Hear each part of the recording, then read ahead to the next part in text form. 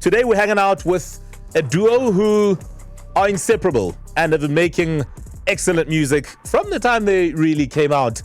Let's welcome on air, live from Cape Town, Locnville. What up, gentlemen? Yeah, good, man. How you doing? Thanks for having us. I'm good, Andrew Brian, or Brian Andrew. This is Andrew. But Brian's going to sound exactly the same. It's true. See what I mean? And you guys are going to do this entire hour, I can just tell. 100%. Yeah. We here. I'm so sorry to do this to you, man. No, it's fine. I'm going to have to figure it out. So, first of all, thank you so much for making the time to kind of like hang out in this hour. There's so much to do in Cape Town that, doing this is probably the last thing on your list. No, man. Actually, I have to say when we got the call, it was a no-brainer. So actually very happy to be doing it. It's rainy and windy out here in Cape Town, so it's nice and warm in the studio. So we appreciate it. No, that's beautiful. The thing is this, for weeks and for months, we've been, chatting about getting you guys on the show with my team and kind of, putting together this list of, South African artists that have really had an impact on the game. And the two of you are one such. So what we're going to do today, gentlemen, is take it to where it all began. The perfect place for me is a sun in my pocket. What do you think? Yeah, let's do it. I think I don't think there's a better place to start than that. Yeah. You guys had just come off a group called Three, which I believe was somehow put together by well-known South African producer Gabby LaRue. Take me through what was happening when Locnville came together as Locnville and when the song came out. Yeah, so I'm going to take it even a little bit further back than that. How that whole hookup happened was via a freestyle competition that actually happened here in Cape Town at the Good Hope Center. Yeah. We took part in this freestyle battle, and a TV show was there and filmed it. And thought that it was, it was actually really impressive that we were like the only 13-year-olds there, and we held our own in the competition. Then at least Brian did. I went out first round. So hang on, you guys entered separately? Yeah, of course. Yeah. So, wow. so it was a freestyle battle. So it wasn't like pre-written songs or performance. Yeah. It was just they would drop a beat and then we would freestyle. And I ended up making it through to I think the semifinals before some guy took me out quite nicely. But then what happened was this TV show filmed it. It started getting quite good play around the country, and then Gabby LaRue sort of saw it. We'd been speaking over email for a long time. We met up with him, and then he hooked us up with a guy named Given PK. And then he started producing tracks. We started writing them. We started going around performing. I think you guys even played a couple of the tracks, if I'm not mistaken. From Three? Yeah, I think so. Wow. I think so. And then we ended up linking up with Mixed Music. We from that generation, I don't know if you remember that. Didn't that song like blow up on Mixed or something? Yeah, exactly. Yeah. In fact, we were the first artists to launch on Mixed Music. Wow. And that was like sort of the whole tie-in with that. Of course, we became like celebrities at our school because, every time people were messaging in class, it's like, a picture would pop up and we're like, yeah, you better know. Oh, my word. Already you're getting groupie love and you're not even done with school yet. Can you believe it? Crazy. So you guys do come from a very artistic sort of musical family. So would you say that your journey into music was predestined? Yeah, I would say that. We were doing music literally as far back as I can remember. I think we wrote and recorded our first song at like 6 years old or something like that. It was always a passion of ours, and our parents were really supportive about it. And we just decided that that's what we wanted to do. And I wasn't really smart enough to do anything else. Now, I have to ask. Let me start with you, Andrew. I'm sure there were other things that you probably wanted to do with your life when you were younger. What was that? I don't know. At some point, I guess I wanted to be a fireman, like when I was like a kid or something like that. Well, if you look at what's happening around Joburg now, I think we could do with more brave people out fighting blazes and stuff. Yeah.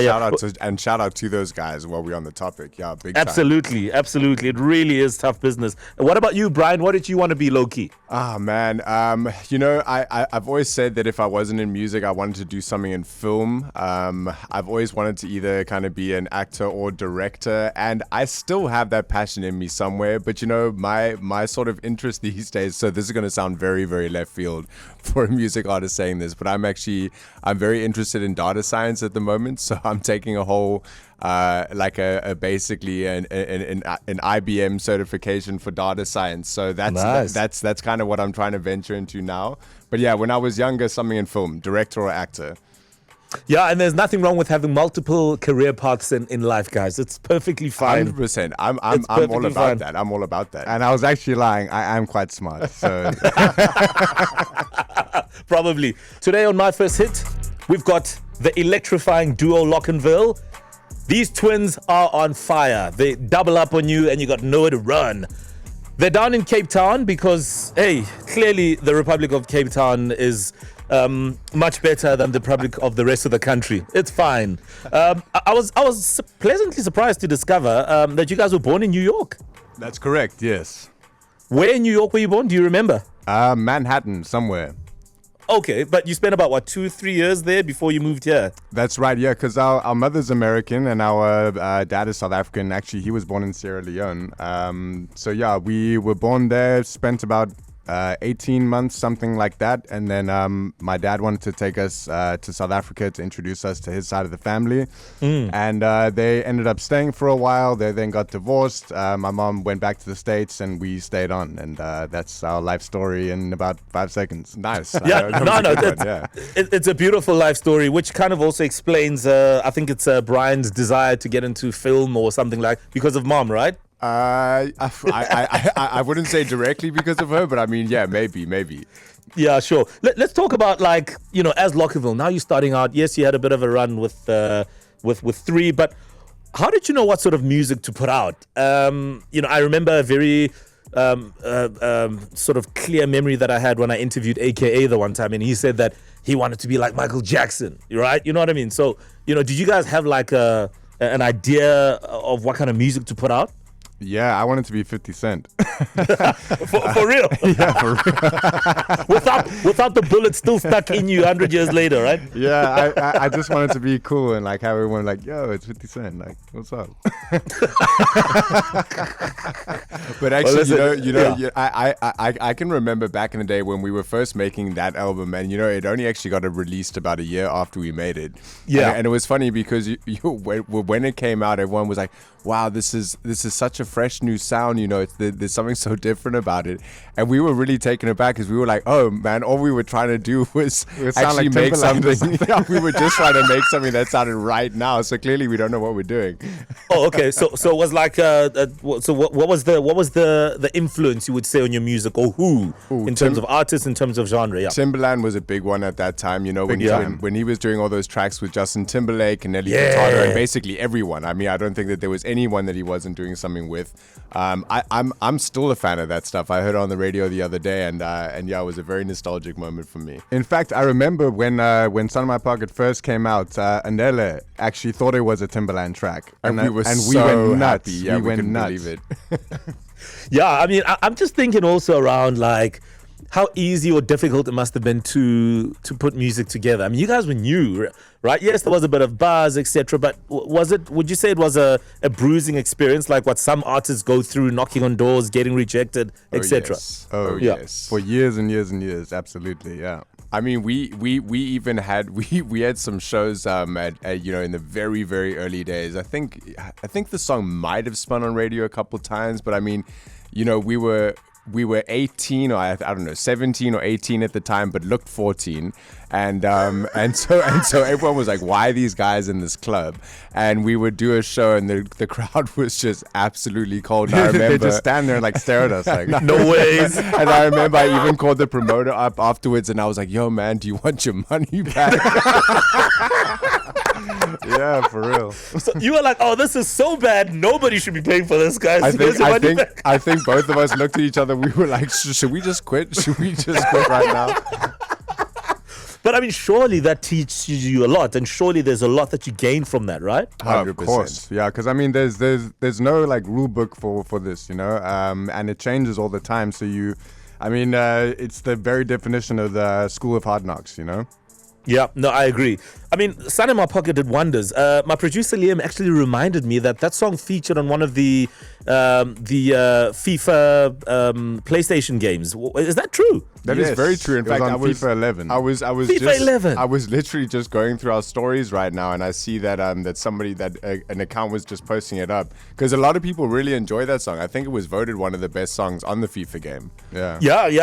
And I mean, I actually, with my memory, because I was like, I mean, I used to hear the song all the time, apart from the radio and stuff, and then that's it. It's like it was on that video game, which I definitely had, FIFA 11.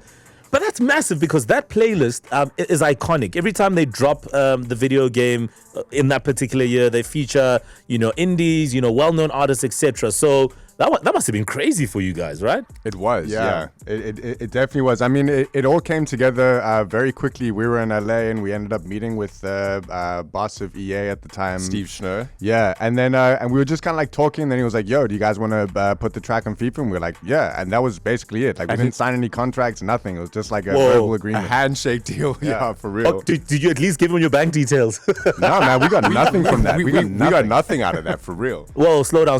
So you guys had your song on one of the biggest video games that smashes records every time it drops, and you got nothing out of it financially? Zero, Absolutely, my man. yeah. Zero. But of course the value of kind of having it on there and the credibility that came with it was well worth it. That still doesn't make sense to me. I'm sorry. Listen. Listen. This is for real. Everyone knows that EA are sharks, boy. Yeah, I was just about to say, trust me, we aren't unique in that situation. They dogs. Wow. No. Listen, I mean, I think of the global reach they have, and I agree with you. There's a lot of value. But you guys are also, you're Locnville. You know what I mean? You don't just do things for free, least of all with a company that can be paying you dollars. Actually, with our manager at the time, we were doing a lot of stuff for free. He was like, just do this, get your name out there. And listen, it worked. But I mean, looking back on it now, I was like, man, surely you could have negotiated something. Yeah. All right, a Burger King meal or something.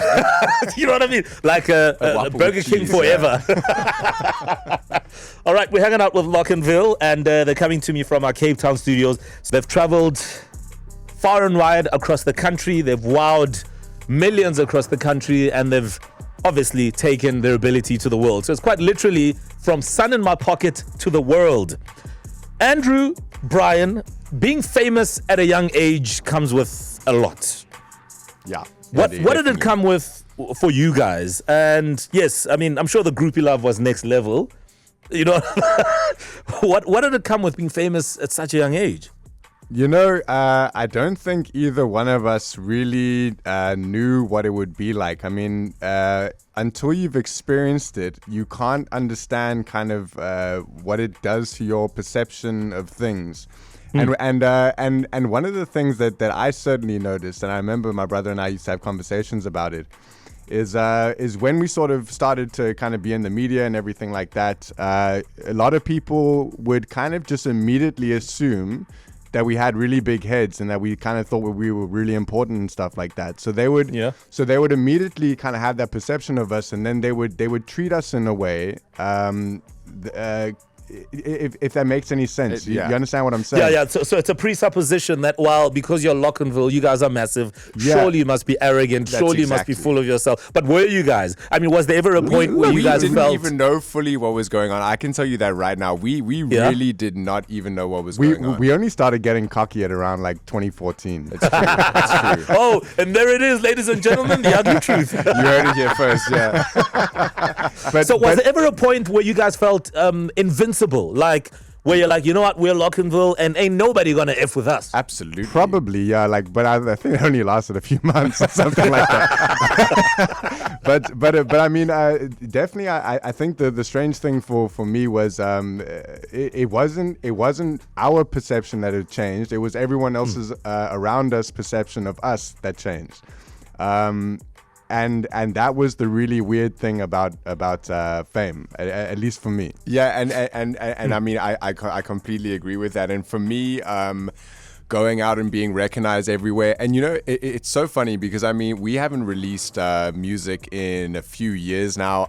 I'm a dad, life has changed quite dramatically in the last few years. So I mean, I certainly don't see myself like that. I never really did, but I still can't go out with people without people asking for pictures and saying, "Hey, aren't you that guy? Hey, Mr. Cold Shoulder. Hey, Mr. This, Mr. That." Yeah. And that, still, I mean, what is this? Like 10 years later, I still Sure. haven't gotten used to that.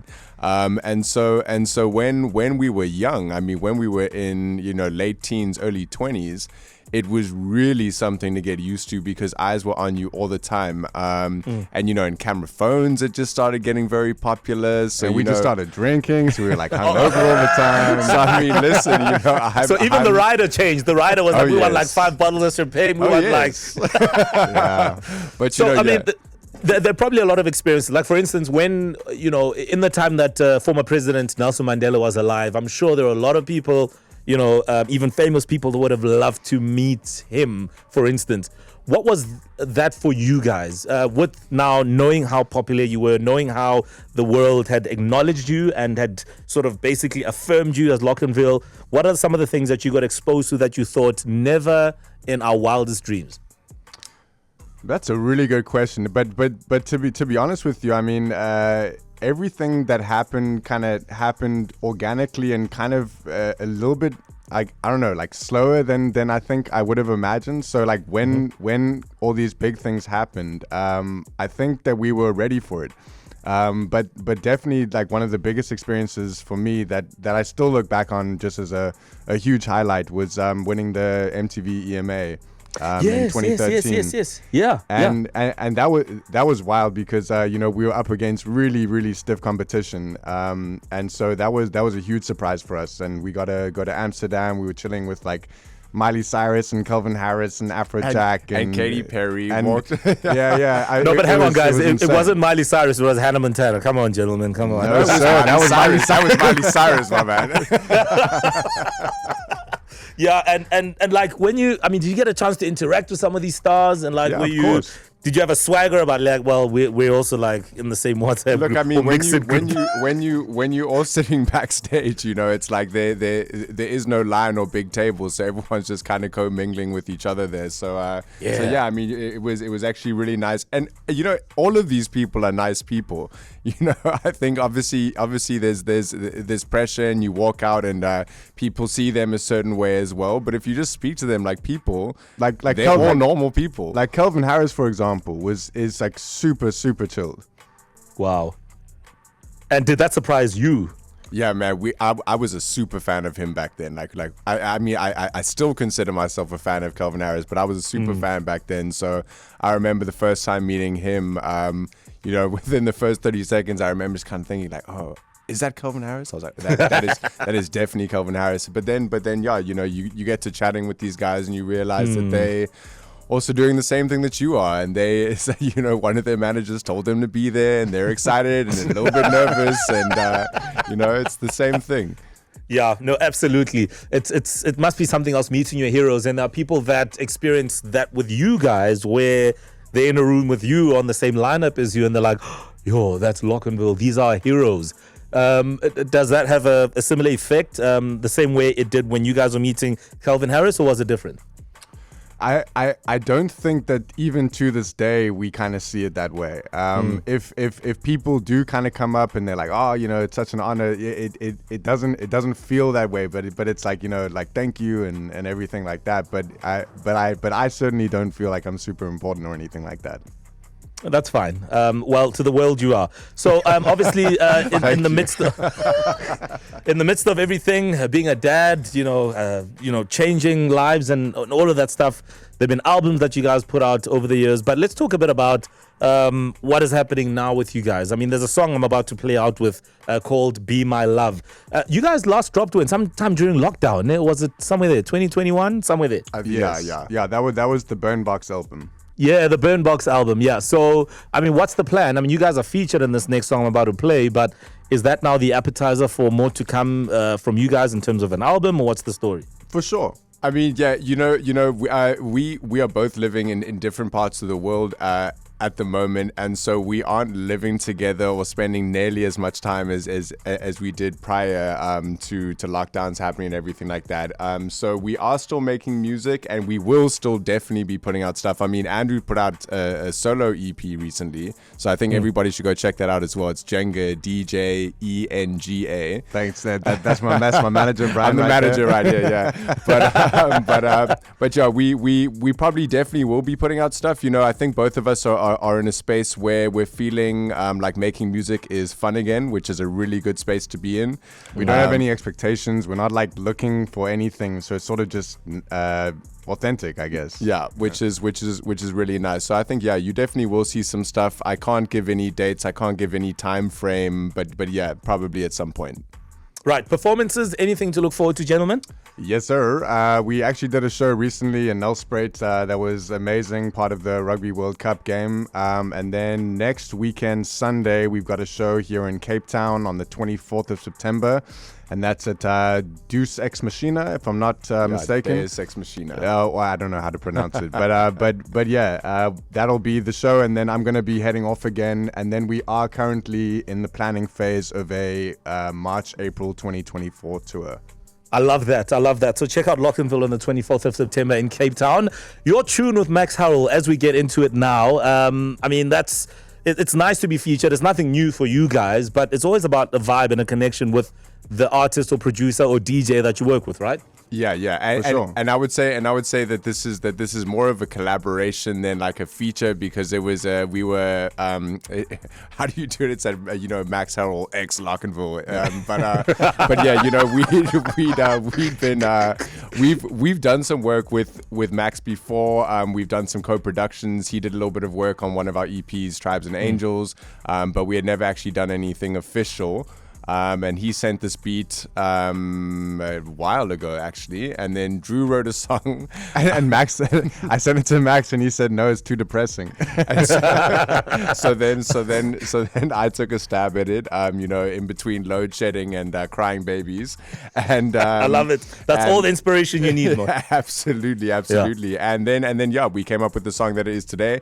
I love it. I hope everybody else loves it. Go check it out. Can't wait for everyone to listen to it. Yeah, and I mean, obviously, everyone who knows Max Harrell knows that he's a killer producer. So I mean, absolutely. It was a collab that was always gonna happen, and now it's here. Done deal. Locnville, you guys are absolutely epic. I hope I'll bump into you guys again like I did a few years ago in the studio when you were hanging out with Moonchild and Skylar Gray. Hopefully I'll bump into you guys again soon. Excellent, man. Well, thanks so much for having us on the show. I appreciate it. Yeah, big time. Done deal. With love from Cape Town is Locnville. Check them out on the 24th in Cape Town for their performance. This is a track that they've done with Max Harrell. It's on our playlist, by the way. It's charting. You guys are the best. It's called Be My Love. Mo Flava on 947.